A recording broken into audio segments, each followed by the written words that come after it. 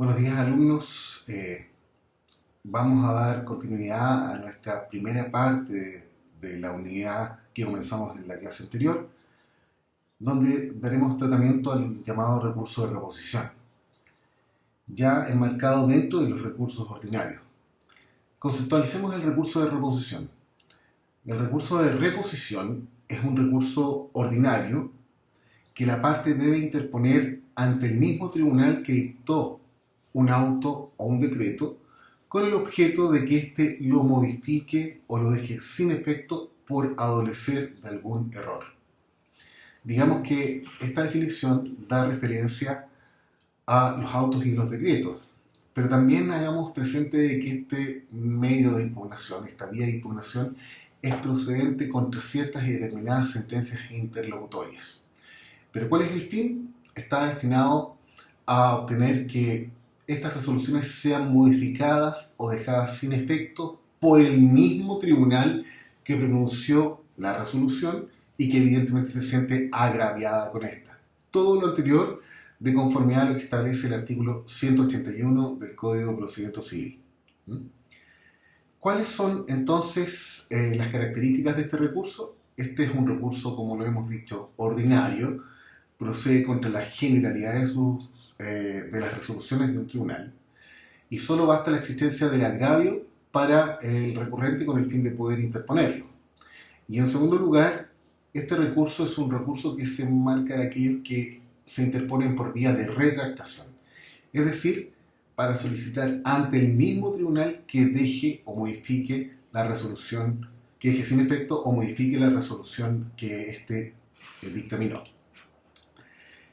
¿Cuáles son las resoluciones entonces susceptibles de este recurso? Aquí hay un tema que es bastante interesante porque aquí entra a tener bastante asidero lo que nosotros hemos señalado en torno a la necesidad de que ustedes manejen la clasificación de las resoluciones judiciales.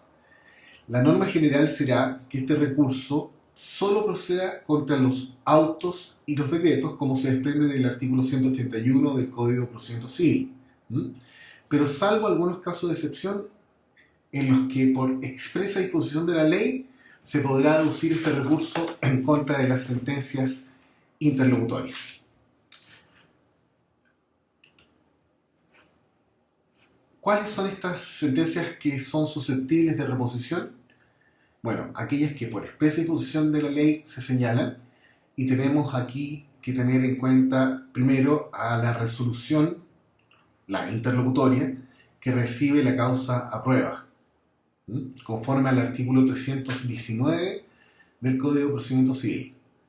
Y esto cuando una o ambas partes difieren de la declaración del juez en cuanto a los hechos en que deba recaer la prueba.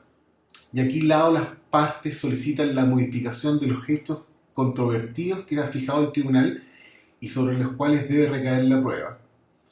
O piden que se derechamente eliminen algunos hechos o que se agreguen otros hechos controvertidos dentro de un plazo que es bastante sui generis. Es un plazo de 3 días, conforme lo señala el artículo 319.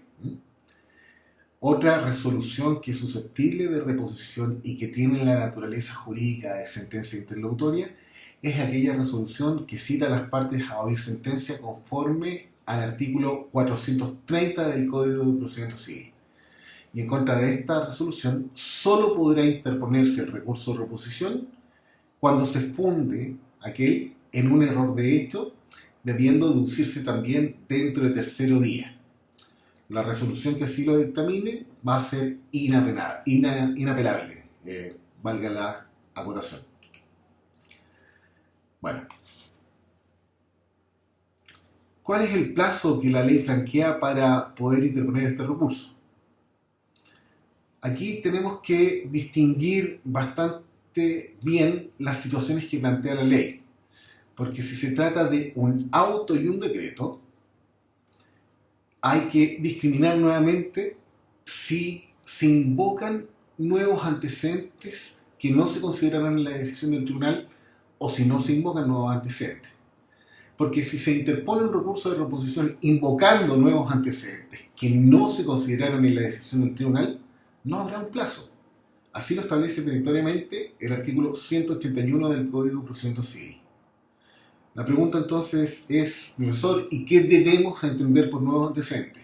Bueno, la ley no lo dice, ¿ya? Y aplicando las reglas generales diremos que se debe concluir que los nuevos antecedentes deben ser de hecho. Debe tratarse de nuevos hechos desconocidos por el tribunal al momento de pronunciar su resolución y no de derecho, pues el derecho ya sabemos se presume conocido por todos. Por lo tanto, si la parte acompaña nuevos antecedentes que fueron desconocidos, situaciones fácticas, ¿cierto?, que el tribunal no tuvo la posibilidad de prever en su momento, no habrá un plazo directamente para interponer este recurso en contra de estas resoluciones. Reitero, autos y decretos. Pero luego, si nosotros interponemos un recurso de reposición sin invocar nuevos antecedentes ante el tribunal que dictó la resolución, la reposición deberá interponerse, y ojo con esto, dentro del plazo fatal de 5 días después de notificada dicha resolución, de conformidad a lo que establece el artículo 181 del Código de Procedimiento Civil. Téngase entonces presente que hay que discriminar, por tanto, entre autos y decretos y sentencias interlocutorias. En relación a los autos y decretos debemos entonces tener claro si se invocan o no nuevos antecedentes, porque si no se invocan nuevos antecedentes tenemos un plazo de 5 días, que será la regla general. Si se invocan nuevos antecedentes, bueno, no habrá un plazo para efectos de interponer este recurso. Pero ¿qué pasa entonces con las sentencias interlocutorias? Cada ley o cada situación que la ley contempla en torno a esta situación especial también otorga un plazo distinto para la interposición del recurso. Y así, por ejemplo, la resolución que recibe la causa prueba, y perdonen lo majadero, pero esta debe ser la segunda de las resoluciones más trascendentes que tiene un procedimiento civil, ¿ya? Después, por cierto, de la sentencia definitiva. Esta resolución es susceptible de ser repuesta o de interponerse el recurso de reposición dentro de un plazo fatal de 3 días. ¿Contado desde cuándo? Desde la notificación por cédula, ¿cierto?, de la resolución que recibió la causa prueba. Por su parte, la resolución que cita a las partes a oír sentencia también podrá interponerse cuando se funda esta en un error de hecho dentro de tercero día. Todo esto está establecido en el artículo 430 del Código de Procedimiento Civil para el caso de la sentencia interlocutoria que recibe la causa a prueba, y para el caso de la resolución que recibe la causa a prueba, el mal llamado auto de prueba, en el artículo 319 del Código de Procedimiento Civil.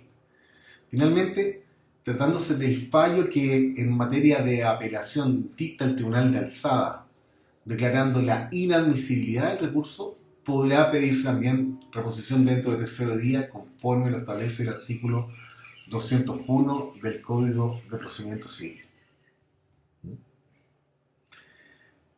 Fijémonos ahora en los efectos del recurso de reposición.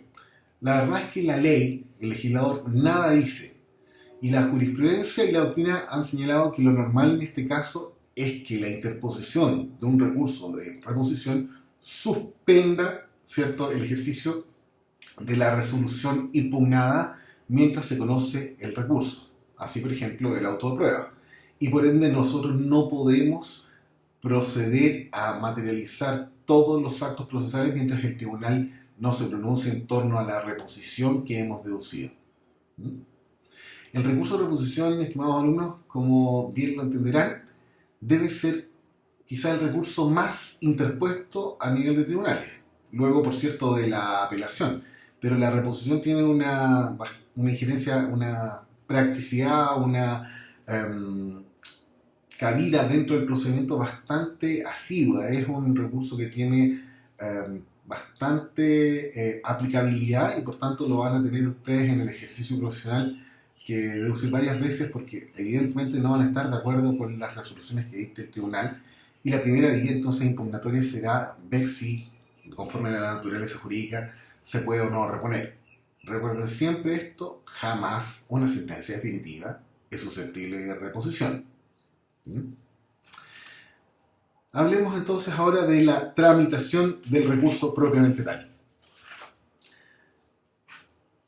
Si nosotros estamos interponiendo el recurso de reposición en contra de un auto o de un decreto, debemos distinguir si invocamos o no nuevos antecedentes.